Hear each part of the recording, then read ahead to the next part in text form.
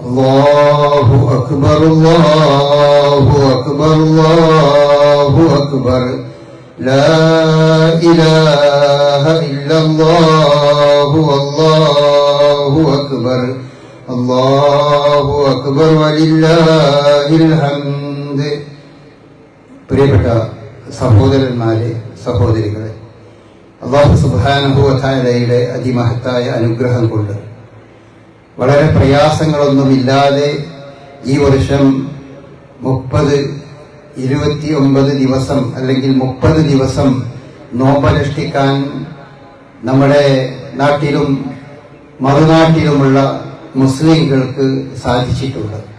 അൽഹംദുലില്ലാഹ്. എന്നാൽ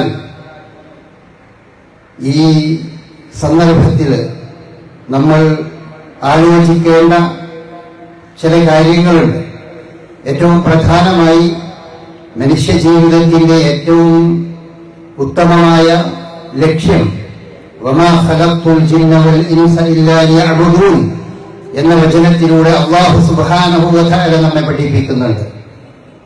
മനുഷ്യരെയും ജിന്നിനെയും എല്ലാം അല്ലാഹു സൃഷ്ടിച്ചിരിക്കുന്നത് അവനെ മാത്രം ആരാധിക്കുന്നതിന് വേണ്ടിയാണ്, അവനെ മാത്രം ഇബാദത്ത് ചെയ്യുന്നതിന് വേണ്ടിയാണ് എന്ന് നമ്മെ പഠിപ്പിക്കുകയാണ്. അതുകൊണ്ട് നമ്മൾ പ്രതിജ്ഞ എടുക്കേണ്ട വിഷയം, ജീവിതത്തിന്റെ ഏത് സന്ദർഭത്തിലും ഏത് പ്രയാസത്തിന്റെയും ഏത് ബുദ്ധിമുട്ടിന്റെയും ഘട്ടങ്ങളിലൊന്നും അല്ലാഹു അല്ലാത്ത മറ്റൊരു സൃഷ്ടിയോടും തന്റെ പ്രാർത്ഥനയും ആരാധനയും അർപ്പിക്കുകയില്ല എന്നൊരു ദൃഢനിശ്ചയം മുസ്ലിങ്ങളായ നമ്മൾ എടുക്കേണ്ടതുണ്ട്. ഏതായാലും റസൂലുള്ളാഹി സ്വല്ലല്ലാഹു അലൈഹി വസല്ലമ ഒരു സഹാബിയോട് ഉണർത്തിയ ഒരു പ്രസിദ്ധമായ ഒരു ഹദീസുണ്ട്. ലാ തുശ്രിക് ബില്ലാഹ്, നീ ഒരിക്കലും അല്ലാഹുവിൽ പങ്കു ചേർക്കരുത്, ഒരു കാരണവശാലും ശിർക്ക് ജീവിതത്തിൽ വരരുത്. വൈൻ കുത്തിഅത ഔ ഹുരിയത, നീ കൊത്തിമുറിക്കപ്പെട്ടാലും നീ ചുട്ടരിക്കപ്പെട്ടാലും ജീവിതത്തിൽ ഒരിക്കലും നീ ശിർക്ക് ചെയ്യരുത്, ശിർക്കോടുകൂടി നീ മരിച്ചു പോകരുത് എന്ന് റസൂലുള്ളാഹി സ്വല്ലല്ലാഹു അലൈഹി വസല്ലമ ഉണർത്തുന്നുണ്ട്. ഇത് നാം ജീവിതത്തിൽ ഒരു പാഠമായി ഉൾക്കൊള്ളേണ്ടതുണ്ട്. കൊത്തിമൊഴിക്കപ്പെട്ടാലും ചുട്ടരിക്കപ്പെട്ടാലും ഞാൻ ശിർക്കിൽ അകപ്പെടുകയില്ല, അള്ളാഹുവിൽ പങ്കു ചേർക്കുന്നതിൽ അകപ്പെടുകയില്ല എന്ന ദൃഢനിശ്ചയം എടുക്കേണ്ടവനാണ് ഒരു മുസൽമാൻ, വിശ്വാസി എന്ന് നമ്മൾ എപ്പോഴും ജീവിതാന്ത്യം വരെ നമ്മുടെ മനസ്സിൽ കാത്തു സൂക്ഷിക്കേണ്ട ഒരു വലിയ യാഥാർത്ഥ്യമാണ്. ഈ വസ്തുതയെ നമുക്ക് ജീവിതത്തിൽ പ്രാവർത്തികമാക്കണമെങ്കിൽ വളരെ പ്രധാനപ്പെട്ട ഒരു കാര്യം നാം അടിയുറച്ച് നമ്മുടെ മനസ്സിൽ കോറിയിടേണ്ടതുണ്ട്. അത് മരണപ്പെടുന്നതോടുകൂടി ദുനിയാവിലെ ഒരു മനുഷ്യനും ഭൂമിയിലുള്ള ഒരാളുമായി യാതൊരു ബന്ധവുമില്ല എന്ന് നാം അടിയുറച്ച് വിശ്വസിക്കേണ്ടതുണ്ട്. എത്ര വലിയ മനുഷ്യനായാലും, അമ്പിയാക്കളായാലും ഔലിയാക്കളായാലും ശുഹദാക്കളായാലും സിദ്ദീഖീങ്ങളായാലും സാധാരണക്കാരായാലും ആര് തന്നെയായാലും ഈ ലോകത്തു നിന്ന് മരണപ്പെട്ടു കഴിഞ്ഞാൽ അവർക്ക് ഈ ഭൂമിയിൽ ജീവിച്ചു കൊണ്ടിരിക്കുന്ന ഒരു മനുഷ്യനും യാതൊരു ഉപകാരവും യാതൊരു ഉപദ്രവവും ചെയ്യാൻ സാധ്യമല്ല എന്നാണ് പരിശുദ്ധ ഇസ്ലാം നമ്മെ പഠിപ്പിക്കുന്നത്. അതുകൊണ്ട് തന്നെ നമ്മുടെ ജീവിതത്തിൽ ഇത് നമ്മൾ മുറുകെ പിടിച്ചാൽ നമ്മുടെ ജീവിതത്തിൽ ശിർക്ക് വരുന്നതിന്റെ വലിയൊരു അംശമില്ലാതെയായി പോകും. ലോകത്ത് നമ്മൾ കാണുന്ന ബഹുദൈവത്വത്തിന്റെയും ശിർക്കിന്റെയും ആണിക്കല്ല് അടിവേര് നമ്മൾ പരിശോധിച്ചാൽ അവിടെയെല്ലാം അവർ വിശ്വസിക്കുന്നത് മരണപ്പെട്ടുപോയ മഹാന്മാർക്ക്, മരണപ്പെട്ടുപോയ നല്ല മനുഷ്യർക്ക്, ആണായാലും പെണ്ണായാലും സൃഷ്ടികൾക്ക്, ഈ ഭൂമിയിൽ ജീവിച്ചു കൊണ്ടിരിക്കുന്ന ആളുകൾക്ക് വേണ്ടി നന്മ ചെയ്യാൻ സാധിക്കും, ഉപകാരം ചെയ്യാൻ സാധിക്കും, ഉപദ്രവം ചെയ്യാൻ സാധിക്കും എന്ന ഒരു മിഥ്യയായ വിശ്വാസം, ഒരു പ്രമാണവുമില്ലാത്ത വിശ്വാസം, ആ വിശ്വാസത്തിൽ അടിയുറച്ചു നിന്നുകൊണ്ടാണ് ലോകത്ത് സകലമാന ബഹുദൈവത്വത്തിന്റെയും ഈ ലോകത്ത് നമ്മൾ കാണുന്നത്. അതാണ്. അതുകൊണ്ട് ഒരു സത്യവിശ്വാസിയെ സംബന്ധിച്ചിടത്തോളം, ഏകദൈവാരാധന സംബന്ധിച്ചിടത്തോളം അവൻ മനസ്സിൽ തന്റെ മക്കളെ ചെറുപ്പകാലം മുതൽ പഠിപ്പിച്ചു കൊടുക്കേണ്ട ഏറ്റവും പ്രധാനപ്പെട്ട ഒരു കാര്യമാണ്. കാരണം ഈ വിശ്വാസത്തോടുകൂടി മരിച്ചു പോകുന്നവൻ ഫഖദ് ഹറമ അല്ലാഹു അലൈഹിൽ ജന്ന, സ്വർഗം അവന് നിഷിദ്ധമാണ് എന്ന് വിശുദ്ധ ഖുർആൻ നമ്മെ പഠിപ്പിക്കുന്നുണ്ട്. വമഅവാഹു ജഹന്നം, അവന്റെ സങ്കേതം നരകത്തിയായിരിക്കുമെന്ന് ഖുർആൻ പഠിപ്പിക്കുന്നുണ്ട്. ഇതല്ലാത്ത മറ്റു പാപങ്ങളൊക്കെ അല്ലാഹു സുബ്ഹാനഹു വ തആല അവൻ ഇഷ്ടപ്പെടുന്ന സന്ദർഭത്തിൽ അവൻ അത് കൊടുത്തു തന്നേക്കാം. ഇന്നല്ലാഹു ലാ യഗ്ഫിറു അൻ യുശ്റക ബിഹി വയഗ്ഫിറു മാ ദൂന ദാലിക ലിമൻ യശാ. അല്ലാഹു ഉദ്ദേശിക്കുന്നവർക്ക് അവൻ അതിന് പുറത്തു കൊടുത്തേക്കാം, ശിർക്കല്ലാത്തതെല്ലാം. അതുകൊണ്ട് നാം മനസ്സിൽ ഒരു വിട്ടുവീഴ്ചയുമില്ലാതെ കാത്തു സൂക്ഷിക്കേണ്ട ഒരു വിശ്വാസമാണ്. ഈ വിശ്വാസത്തിൽ നമ്മൾക്ക് വ്യതിചലനം ഉണ്ടാകാൻ പാടില്ല. മരിച്ചുപോയവർക്ക് നമുക്ക് ഈ നാട്ടിൽ ജീവിക്കുന്നവർക്ക് വേണ്ടി ഒരു ചുക്കും ചെയ്യാൻ സാധ്യമല്ല. ആരെത്ര പേടിപ്പിച്ചു പറഞ്ഞാലും എന്ത് കുരുത്തക്കേട് പറ്റുമെന്ന് പറഞ്ഞാലും നാം അടിവച്ച് വിശ്വസിക്കേണ്ട ഏറ്റവും പ്രധാനപ്പെട്ട വിശ്വാസം അതാണ്. രണ്ടാമത്തെ കാര്യം നാം മനസ്സിലാക്കേണ്ടത്, നമ്മളൊക്കെ മനുഷ്യ സഹോദരൻ കാത്തു സൂക്ഷിക്കേണ്ടവരാണ്.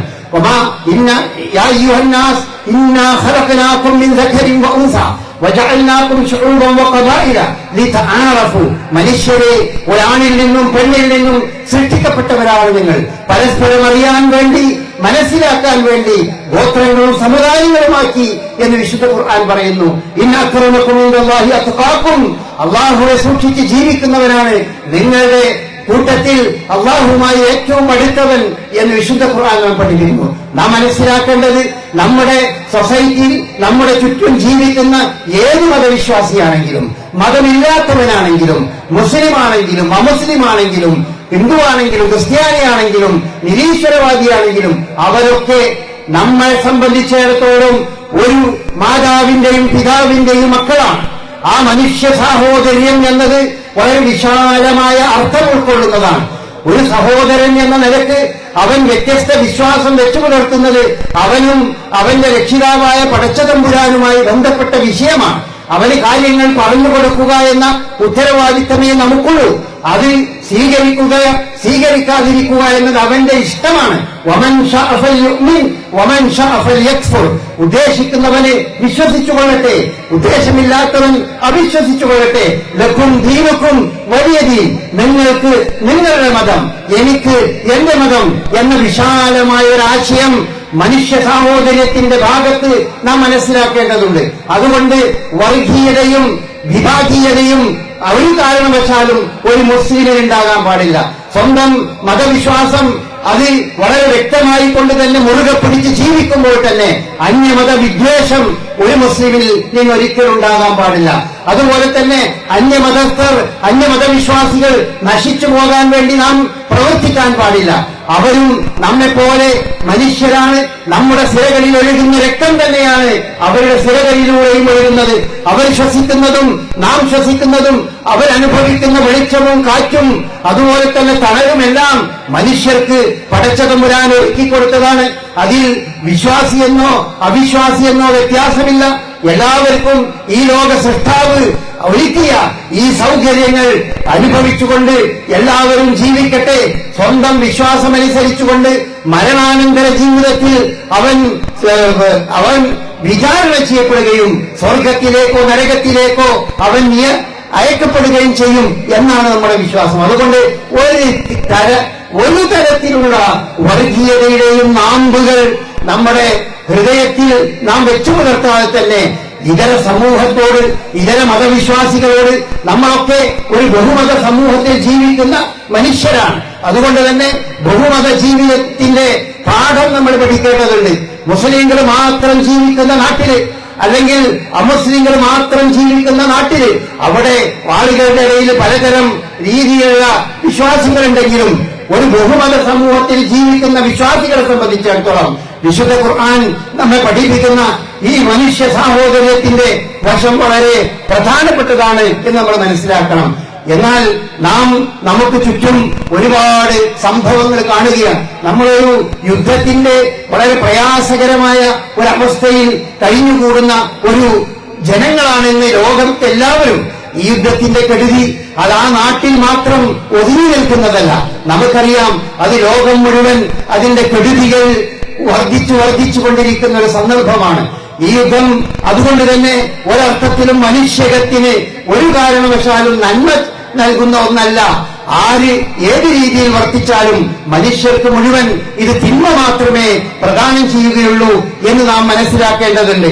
സയനിസത്തിന്റെയും അതുപോലെ ഫാഷിസത്തിന്റെയും വംശഹത്യയുടെ മുദ്രാവാക്യം കയ്യിലേന്തിക്കൊണ്ട് ഇസ്രായേലും അതുപോലെ അമേരിക്കയും നടത്തുന്ന ഈ നരനായാട്ട്, ഈ കിരാതമായ യുദ്ധം ചെറിയ കുഞ്ഞുങ്ങളെപ്പോലും അവരുടെ മദ്രസകളിൽ, അവരുടെ പാഠശാലകളിൽ ബോംബിട്ടും മിസൈലുകൾ വർഷിച്ചുകൊണ്ടും കൊല്ലുന്ന ഈ കാട്ടുനീതി, ഇത് ഒരിക്കലും മനുഷ്യകം ഒരു കാലഘട്ടത്തിലും ഒരു മതവും അംഗീകരിക്കുന്നില്ല എന്ന് നമ്മൾ മനസ്സിലാക്കേണ്ടതുണ്ട്. അതുകൊണ്ട് ഒരു കാരണവശാലും ഇത്തരം ഹീനമായ പ്രവർത്തനങ്ങൾക്ക് മനസ്സിന്റെ ഉള്ളിലെങ്കിലും ഒരു അനുഭാവം നമ്മുടെ ഭാഗത്ത് നിന്നുണ്ടാകാൻ പാടില്ല. ഇസ്രായേൽ എന്നത് മുസ്ലിങ്ങളെ സംബന്ധിച്ചിടത്തോളം മുസ്ലിങ്ങളുടെ ഏറ്റവും വലിയ ശത്രുവാണ്.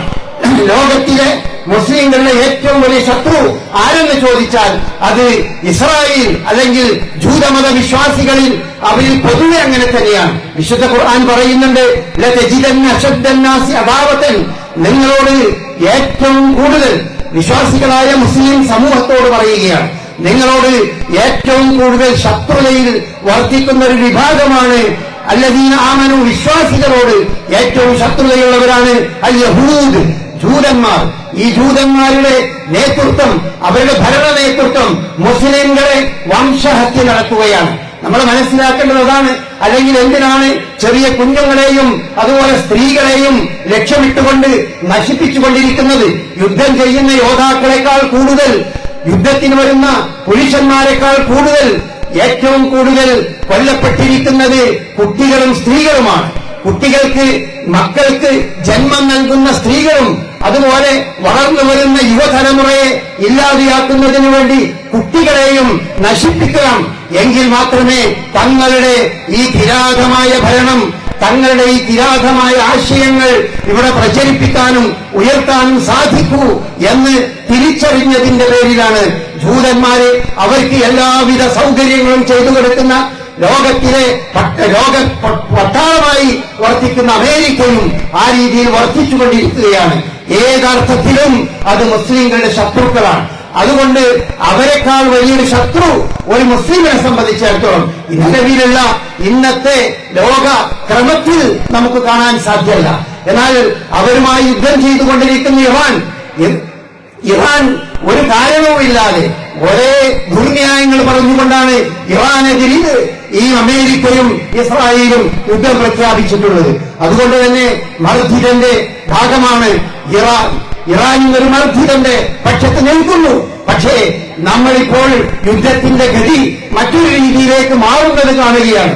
ഈ സന്ദർഭത്തിൽ നമ്മൾ മനസ്സിലാക്കേണ്ട ഒരു കാര്യം, മുസ്ലിമിനെ സംബന്ധിച്ചിടത്തോളം അവരുടെ ഏറ്റവും പ്രധാനപ്പെട്ട ആരാധനാലയങ്ങൾ കുടികൊള്ളുന്ന സൗദി അറേബ്യ, മക്കയും മദീനയും അതുപോലെ തന്നെ നമ്മുടെ നാട്ടിലും പരിസര പ്രദേശങ്ങളിലുമെല്ലാം അന്നം നൽകിക്കൊണ്ടിരിക്കുന്ന ഗൾഫ് പ്രദേശങ്ങളും അവ നശിപ്പിക്കുന്നതിനു വേണ്ടി, അവയിൽ ബോംബ് വർഷിപ്പിക്കുന്നതിനു വേണ്ടി ഇറാൻ ഉന്നയിക്കുന്ന ന്യായീകരണങ്ങളൊന്നും ഒരിക്കലും നമുക്ക് അംഗീകരിക്കാൻ സാധിക്കുന്നതല്ല.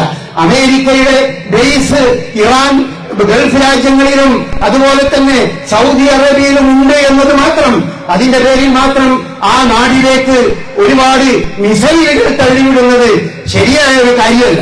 ഒറ്റൊന്നുപോലും അല്ലെങ്കിൽ കൃത്യമായി അതൊന്നും അവിടെയുള്ള ബേസിലല്ല പതിക്കുന്നത്. മറിച്ച് ഇന്നലെ ഖത്തറിൽ അവരുടെ എണ്ണയുൽപാദന കേന്ദ്രത്തിൽ റാസ് ലഫാനിൽ മിസൈൽ പതിച്ചു എന്ന് പറഞ്ഞാൽ അവരുടെ സാമ്പത്തിക സോഴ്സ് നശിപ്പിക്കപ്പെടുന്ന രീതിയിലേക്ക് ഇറാന്റെ ഭാഗത്ത് നിന്ന് അത്തരം പ്രവർത്തനങ്ങൾ ഉണ്ടാകുന്നുണ്ട്.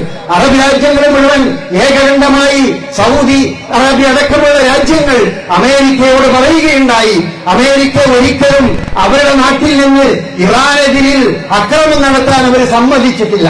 അവരുടെ ബേസ് ആ നാട്ടിലൊക്കെ ഉണ്ടെങ്കിലും അവിടെ നിന്ന് ഒരു ചെറിയ റോക്കറ്റോ ഒരു ചെറിയ മിസൈലോ ഒരു ചെറിയ മറ്റെന്തെങ്കിലും ഡ്രോണോ അവിടേക്ക് ഇറാനിലേക്ക് വർഷിക്കുവാൻ അല്ലെങ്കിൽ അയക്കുവാൻ ആ നാടൊന്നും സമ്മതിക്കാത്ത ഒരു പശ്ചാത്തലത്തിൽ ഈ ഗൾഫ് രാജ്യങ്ങളെയും അതുപോലെ തന്നെ മുസ്ലിം രാഷ്ട്രങ്ങളെയും മുസ്ലിങ്ങളുടെ ഏറ്റവും പ്രധാനപ്പെട്ട മക്ക മദീന ഉൾക്കൊള്ളുന്ന അറേബ്യയെയും ലക്ഷ്യമിട്ടുകൊണ്ട് ഇറാൻ നടത്തുന്ന ഈ പ്രവർത്തനത്തെ നമുക്കൊരിക്കലും അംഗീകരിക്കാൻ സാധ്യമല്ല. ഇറാൻ അങ്ങനെ ഓരോ തലങ്ങളും നമ്മൾ ഇതിനെ സംബന്ധിച്ച് ശ്രദ്ധിക്കേണ്ടതുണ്ട്. വളരെ അന്ധമായ ഒരു മാനസികമായ സപ്പോർട്ട് അല്ല നമ്മളിൽ ഉണ്ടാകേണ്ടത്. ബോധപൂർവമായ കാര്യം, തെറ്റായതിനെ തെറ്റായി തന്നെ നമ്മൾ മനസ്സിലാക്കേണ്ടതുണ്ട്. നമുക്ക് ചെയ്യാൻ സാധിക്കുന്നത് ഈ വിഷയത്തിലൊക്കെ എന്ത് മാത്രമേ ഉള്ളൂ? മാനസികമായ ഒരു പിന്തുണയും മാനസികമായ ഒരു സന്തോഷവും മാനസികമായ ഒരു സപ്പോർട്ടും അത്രേ നമുക്കിപ്പോൾ ചെയ്യാൻ കഴിയുള്ളൂ. അതുപോലെ പ്രാർത്ഥനയും ഏറ്റവും വലിയ ആരാധനയായ ഏറ്റവും വലിയ ആയുധമായ പ്രാർത്ഥനയും അതാണ് നമുക്ക് സാധിക്കുന്നത്. അതുകൊണ്ട് ലോകസമാധാനത്തിനു വേണ്ടി ഇത്തരം ദുഷ്ടശക്തികൾക്കെതിരിൽ നാം എപ്പോഴും പ്രാർത്ഥിച്ചുകൊണ്ടിരിക്കണം. അമേരിക്കയും അതുപോലെ തന്നെ ഇസ്രായേലും നടത്തിക്കൊണ്ടിരിക്കുന്ന ക്രൂരതകൾക്കെതിരിൽ, അതുപോലെ തന്നെ ഇറാന്റെ ഭാഗത്തു നിന്നുണ്ടാകുന്ന അവിവേകങ്ങൾക്കെതിരിൽ, അതിൽ നിന്നൊക്കെ അല്ലാഹു സുബ്ഹാനഹു വ തആല ഈ മുസ്ലിം സമൂഹത്തെയും ലോകത്തെയും ലോക മനുഷ്യരെയും രക്ഷിക്കട്ടെ എന്ന് നമുക്ക് പ്രാർത്ഥിക്കുക മാത്രമേ സാധ്യമുള്ളൂ. ആ പ്രാർത്ഥനയിൽ നാം ഏതായാലും അകപ്പെട്ടുകൊണ്ട് അങ്ങനെ തന്നെ നമ്മൾ ഉദ്ദേശിക്കേണ്ടതുണ്ട്, അങ്ങനെ നമ്മൾ ഇരിക്കേണ്ടതുണ്ട്. പെരുന്നാളാണ്. പെരുന്നാൾ വളരെ ആഘോഷപൂർവ്വം നമ്മൾ നടക്കുകയാണ്. പെരുന്നാളിന്റെ ശൈലിയും രൂപവും ഒക്കെ മാറിക്കൊണ്ടിരിക്കുന്ന ഒരു പശ്ചാത്തലം നമ്മൾ കാണുകയാണ്. അരീക്കോട് അങ്ങാടിയിൽ ഇന്നലെ വലിയ വിഷുവോ അതല്ലെങ്കിൽ പൂരമോ ആണെന്ന് ധ്വനിപ്പിക്കുമാറുള്ള രീതിയിൽ വെടിക്കെട്ടുകളും പടക്കങ്ങളും കുറ്റിയുമെല്ലാം കത്തിച്ചുകൊണ്ട് നമ്മുടെ മക്കൾ, അന്യനാട്ടുകാരല്ല, നമ്മുടെ മക്കൾ നമ്മുടെ വീട്ടിൽ നിന്ന് 30 ദിവസം നോമ്പനുഷ്ഠിച്ച അല്ലെങ്കിൽ അത്തരം മക്കള് അങ്ങാടിയിൽ ഇറങ്ങി പാതിരാ സമയത്ത് പെരുന്നാളിനെ ഒരു പൂരമാക്കി മാറ്റുന്ന, പെരുന്നാളിന് വിഷുവോ അതല്ലെങ്കിൽ മറ്റേതെങ്കിലും ആഘോഷങ്ങളാക്കി മാറ്റുന്ന ഈ പ്രവണത അരീക്കോടില്ലാത്ത ഒരു കാര്യമാണ്. അരീക്കോടില്ലാത്ത ഈ പ്രവണതയ്ക്ക് ഒരു കാരണവശാലും കച്ചവടക്കാരും അല്ലാത്തവരും ഒരിക്കലും അതിന് സപ്പോർട്ട് ചെയ്തു കൊടുക്കരുത്. ആ കുട്ടികളെ ഗുണദോഷിക്കണം, രക്ഷിതാക്കൾ ഗുണദോഷിക്കണം. ആരായിരുന്നു ആ കുട്ടികൾ എന്നൊക്കെ എല്ലാവർക്കും അറിയുന്ന കാര്യമാണ്. അതുകൊണ്ട് അവരുടെ രക്ഷിതാക്കളോട് പറയുകയാണ്, നിങ്ങളുടെ മക്കളെ നിങ്ങൾ ഗുണദോഷിക്കണം, അവർക്ക് സത്യം പറഞ്ഞു കൊടുക്കണം, കാര്യം പറഞ്ഞു കൊടുക്കണം. പെരുന്നാൾ എന്ന് പറയുന്നത് അതൊരു ഭക്തി നിർഭരമായ ഒരു ആരാധനാക്രമമാണ്. അതല്ലാതെ ആഘോഷമോ പൂരമോ മറ്റെന്തെങ്കിലും ആ രീതിയിലൊന്നല്ല. അതുകൊണ്ട് തന്നെ പടക്കവും അതുപോലെ തന്നെ മത്താപ്പും പൂത്തിരിയുമെല്ലാം കത്തിച്ച് അങ്ങാടിയിലൂടെ ആളുകളെ ശല്യപ്പെടുത്തുന്ന രീതിയിലുള്ള ഒരു പ്രകടനം നമ്മുടെ മക്കളുടെ ഭാഗത്ത് നിന്ന് ഉണ്ടായി എന്നത് ഖേദകരമാണ്. അതൊരിക്കലും ഉണ്ടാകാൻ പാടില്ല എന്ന് മക്കളെ പഠിപ്പിക്കണം.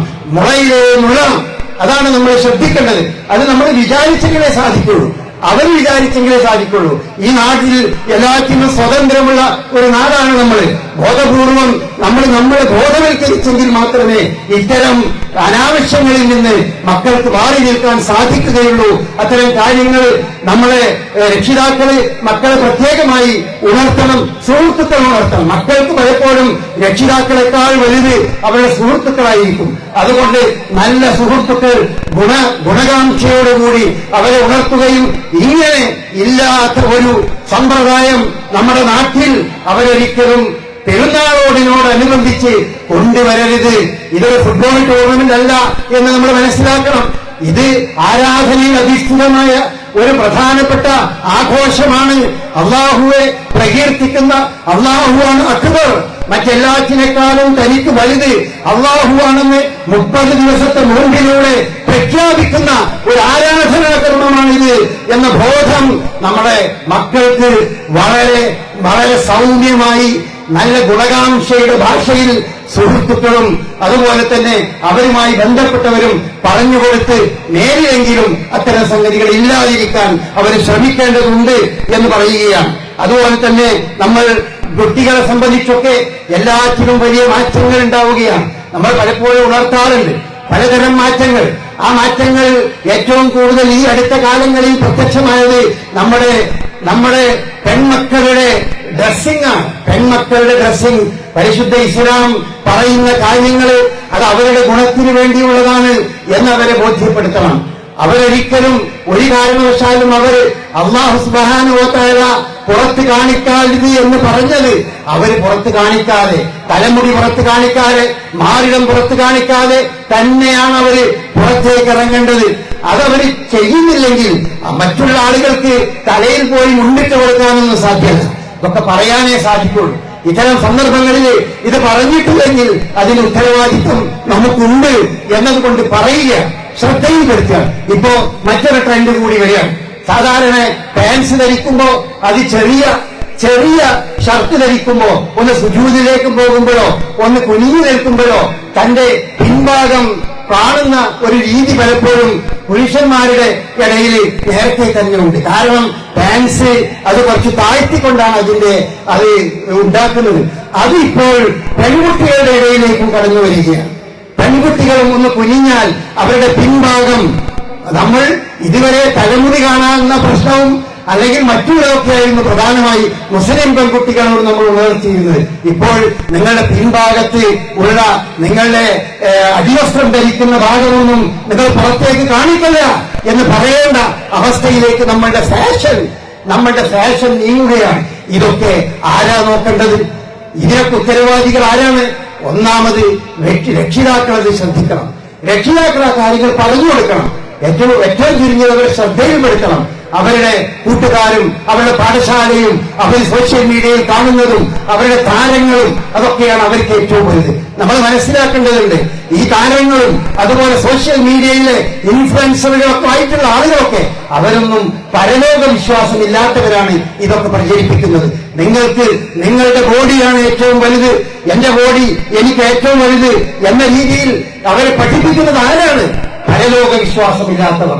മരണത്തോടുകൂടി എല്ലാം അവസാനിച്ചു, അതുകൊണ്ട് മരിക്കുന്നതുവരെ ആസ്വദിച്ച് അടിച്ച് പൊളിച്ച് ജീവിക്കണം എന്ന് പഠിപ്പിക്കുന്ന ഈ തരം സോഷ്യൽ മീഡിയയും അതുപോലെ തന്നെ ഭൗതികവാദികളായ മറ്റ് മതബോധമില്ലാത്ത ദൈവവിശ്വാസമില്ലാത്ത ആളുകൾ പറഞ്ഞ് പ്രചരിപ്പിക്കുന്ന തത്വങ്ങൾക്കും തത്വശാസ്ത്രങ്ങൾക്കും വഴികൊടുത്തുകൊണ്ട് നമ്മുടെ പെൺമക്കൾ, നമ്മുടെ ആൺകുട്ടികൾ ആ രീതിയിൽ നീങ്ങുമ്പോ അവർക്ക് ബോധ്യപ്പെടുത്തേണ്ട ഒരു കാര്യമുണ്ട്. മരണമുണ്ട്, മരണത്തിന് ശേഷം ഒരു ജീവിതമുണ്ട്. അന്ന് ഇത് മുഴുവൻ ചോദ്യം ചെയ്യപ്പെടുന്ന ഒരു നാള് വരും. അന്ന് ഈ പറഞ്ഞ ആളുകളൊന്നും നമ്മുടെ കൂടെ ഉണ്ടാവില്ല. എല്ലാവരും ഒറ്റയ്ക്ക് അവനവന്റെ കയ്യിലുള്ള ഉത്തരവാദിത്തത്തോടു കൂടി അമലുകളുമായെത്തും.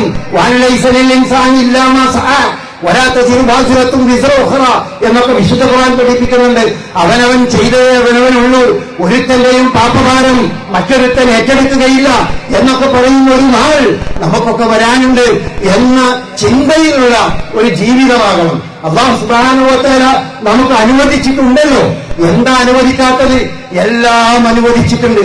പക്ഷേ അതിൽ വളരെ ചെറിയ കുറച്ചു കാര്യങ്ങൾ മാത്രമേ ശ്രദ്ധിക്കാൻ പറഞ്ഞിട്ടുള്ളൂ.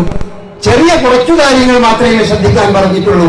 എല്ലാ പാനീയങ്ങളും നിങ്ങൾക്ക് കുടിക്കാം, കള്ള് നിങ്ങൾ കുടിക്കരുത്, മദ്യപിക്കരുത് എന്ന് പറഞ്ഞാൽ കള്ളേ കുടിക്കൂ, മദ്യപിക്കും എന്ന് തീരുമാനിക്കുന്നത് എന്തോ വലിയ ധിക്കാരമാണ്. റസൂലുള്ളാഹി സ്വല്ലല്ലാഹു അലൈഹി വസല്ലം പറയുകയുണ്ടായി, വലാ തശ്റബന്നൽ ഖംറ ഫഇന്നഹാ മിഫ്താഹു കുല്ലി ഷൈഇൻ. നിങ്ങൾ ഒരിക്കലും മദ്യപിക്കരുത്, അത് സകല പാപങ്ങളുടെയും താക്കോലാണ്. മദ്യപിച്ചെങ്കിലേ പാപങ്ങൾ പലതും മനസ്സിലേക്ക് കയറി വരികയുള്ളൂ. അതുവഴിയാണ് എല്ലാ കൊലപാതകങ്ങളുടെ ചരിത്രം എടുത്തു നോക്കൂ. വളരെ നിഷ്ഠൂരമായ, സ്വന്തം മാതാപിതാക്കളെ കൊല്ലുന്ന, സ്വന്തം മാതാപിതാക്കളെ രതിവൈകൃതത്തിന് ഏർപ്പെടുത്തുന്ന, മാതാവിനെ ശല്യപ്പെടുത്തുന്ന മക്കൾ, അതുപോലെ സഹോദരിയെ ശല്യപ്പെടുത്തുന്ന മക്കൾ, ഈവരൊക്കെ എന്താണ്? ഇവരെയൊക്കെ ഹിസ്റ്ററി നമ്മൾ പരിശോധിച്ചാൽ എല്ലാവരും മദ്യത്തിനും ലഹരിക്കും അടിമകളായിക്കൊണ്ടുള്ളവരാണ്. ഈ മദ്യവും ലഹരിയും നമ്മളുടെ ജീവിതത്തിൽ അത് നമ്മൾ പ്രയോഗിക്കുക എന്ന് പറഞ്ഞാൽ നാം സ്വയം നശിക്കുകയാണ്. നമ്മുടെ ബുദ്ധിയെ നമ്മൾ ഇല്ലാതെയാക്കുകയാണ്. ബുദ്ധിക്കൊരു അല്ലാഹു സുബ്ഹാനഹു വ തആല നിർണയിച്ചൊരു തിരിച്ചറിവിനുള്ള ഒരു ഭാഗമുണ്ട്.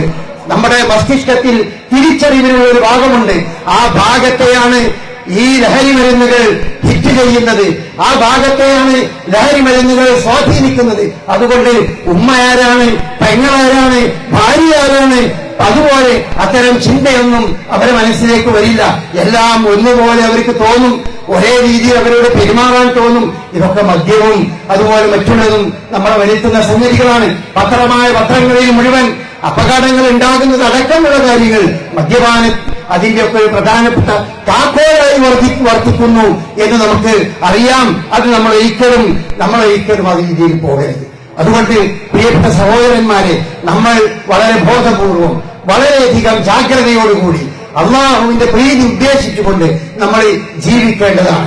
നമ്മുടെ നാട് നമുക്ക് വികസിച്ച് വരേണ്ടതുണ്ട്. നല്ല നാടായി മാറണം. അരീക്കോട് പഞ്ചായത്ത് എന്ന് പറയുന്നത് അത് വളരെ വിഭവശേഷിയുള്ള ഒരു പഞ്ചായത്താണ്. ധാരാളം ഓൺസ് ഫണ്ട് തന്നെ ധാരാളമുള്ള ഒരു പഞ്ചായത്താണ്. അതുകൊണ്ട് അതിന്റെ സാരഥികൾ എന്ന് പറഞ്ഞാൽ അത് നമ്മുടെയൊക്കെ പ്രതിനിധികളാണ്, നമ്മൾ ഓരോരുത്തരുടെയും പ്രതിനിധികളാണ്. ആ സാരഥികൾ ഈ നാടിനെ ഏറ്റവും നല്ല ഒരു പഞ്ചായത്താക്കി മാറ്റുന്നതിനുള്ള ദൃഢനിശ്ചയം ഇപ്പോഴത്തെ പഞ്ചായത്ത് ഭരണസമിതി തീർച്ചയായും എടുക്കേണ്ടതുണ്ട്. പ്രതിപക്ഷ ഭരണപക്ഷ വ്യത്യാസമില്ലാതെ നാടിന്റെ പുരോഗതിയുടെ വിഷയത്തിൽ, നാട് നന്നാകുന്ന വിഷയത്തിൽ നിങ്ങൾ പ്രതിപക്ഷവും ഭരണപക്ഷവും അങ്ങോട്ടും ഇങ്ങോട്ടും അടിപിടി കൂടാതെ തന്നെ നാട് നന്നാകണമെന്നാണ്. ഒരുപാട് കാര്യങ്ങൾ വർഷങ്ങളായി ചെയ്യാത്ത ഒരുപാട് കാര്യങ്ങൾ നിങ്ങൾ ഈ പഞ്ചായത്തിന് ഇവിടെ ചെയ്യാറുണ്ട്. ഈ നാടിന് നിങ്ങൾ വളരെയധികം എല്ലാവർക്കും ഉപകാരപ്പെടുന്ന, നാട്ടിൽ ഓരോരുത്തർക്കും ഉപകാരപ്പെടുന്ന ഒരു നാടാക്കി മാറ്റുന്നതിന് വളരെ പ്ലാൻ ചെയ്തുകൊണ്ട് വിദഗ്ധരോട് ഇതിനെപ്പറ്റി കൂടിയാലോചിച്ചുകൊണ്ട് ഈ നാടിനെ മുന്നോട്ട് നയിക്കാൻ നമ്മുടെ പഞ്ചായത്ത് ഭാരവാഹികൾക്ക്, സാരഥികൾക്ക് സാധിക്കണം.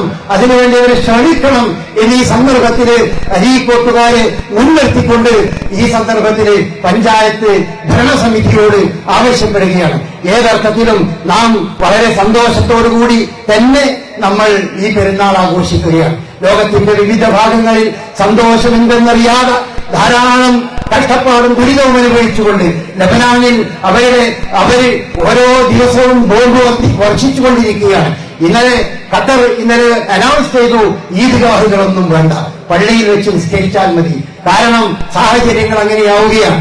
ഇങ്ങനെ ഇതൊക്കെ മറികടന്ന് അതിൽ നിന്നൊക്കെ വ്യത്യസ്തമായി സന്തോഷത്തോടുകൂടി ഈദ്ഗാഹിൽ ഇരുന്നുകൊണ്ട് നമ്മൾക്ക് ഭംഗിയായി സമാധാനത്തോടുകൂടി ഇത്തരം കാര്യങ്ങളൊക്കെ നിർവഹിക്കാൻ സാധിക്കുന്നത് ഒന്ന് അല്ലാഹുവിന്റെ തൗഫീഖും, രണ്ടാമത്തത് നമ്മുടെ രാജ്യത്ത് നിലനിൽക്കുന്ന ജനാധിപത്യ വ്യവസ്ഥിതിയും അതുപോലെ മതേതരത്വവും നമ്മുടെ ഭരണഘടനയുമാണ് എന്ന് നമ്മൾ മനസ്സിലാക്കണം. നമ്മുടെ ഭരണഘടന അത് എന്തുകൊണ്ടും കൽവിയിൽ സൂക്ഷിച്ചുകൊണ്ട് അതിന്റെ ഒരു പോറലേൽക്കാതെ അത് കാത്തു സൂക്ഷിക്കേണ്ട ഉത്തരവാദിത്തം നമുക്കെല്ലാവർക്കുമുണ്ട്.